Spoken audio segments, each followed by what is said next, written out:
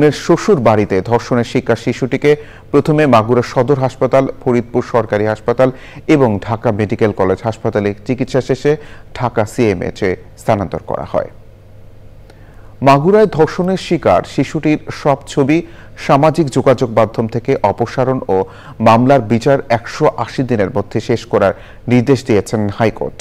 BTRC কর্তৃপক্ষকে তাৎক্ষণিকভাবে ছবি অপসারণের নির্দেশ বাস্তবায়ন করতে বলা হয়েছে, আর মামলার বিচার শেষ করতে বলা হয়েছে নারী শিশু নির্যাতন ও দমন ট্রাইব্যুনালকে।